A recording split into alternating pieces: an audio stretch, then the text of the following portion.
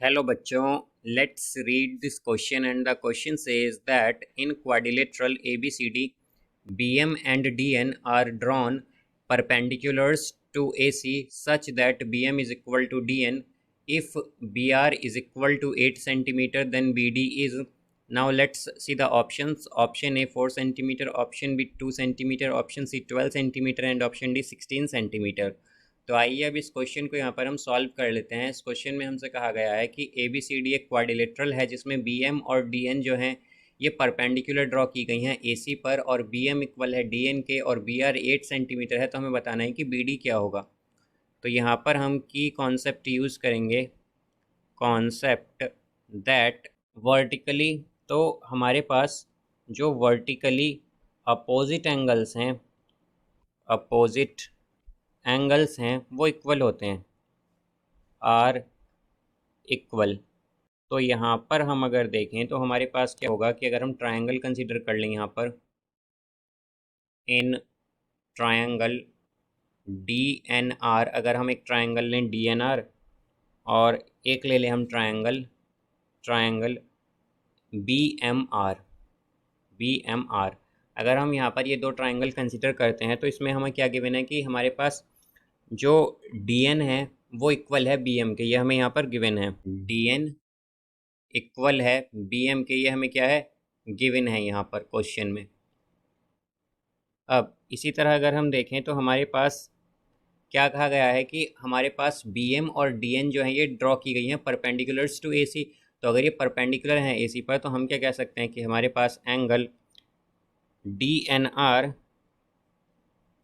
Are equal होगा angle B M R के, because ये दोनों क्या हैं, यहाँ पर हमसे क्या कहा गया है कि बी एम और डी एन जो हैं ये परपेंडिकुलर्स हैं ए सी पर, तो इसलिए क्या होंगी, दोनों 90 डिग्री होंगी। तो ये भी हमें क्या है यहाँ पर गिवन है इस क्वेश्चन में, तो इसलिए ये इक्वल होंगी यहाँ पर।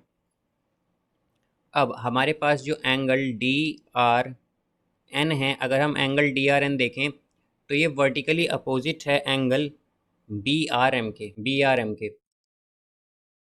तो यहाँ पर जैसे कि हम जानते हैं कि वर्टिकली अपोजिट एंगल क्या होते हैं, इक्वल होते हैं।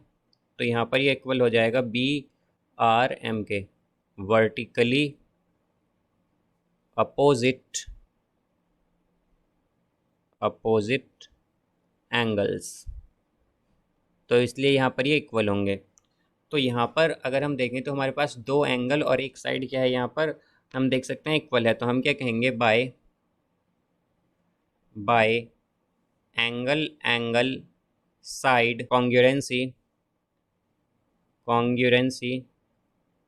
तो हमारे पास AAS यानी कि एंगल साइड कॉन्ग्रुएंसी से क्या होगा, ट्रायंगल DNR जो है वो कॉन्ग्रुएंट हो जाएगा ट्रायंगल BMR के।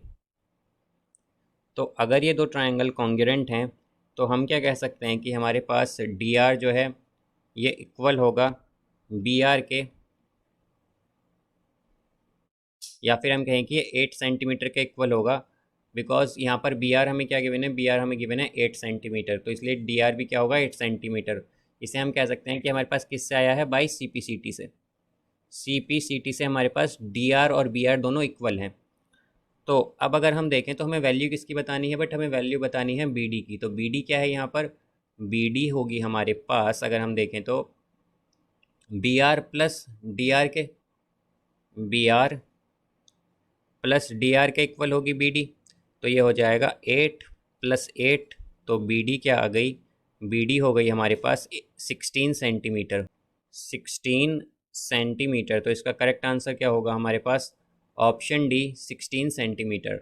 सो I hope you understood it well. Best of luck, thank you.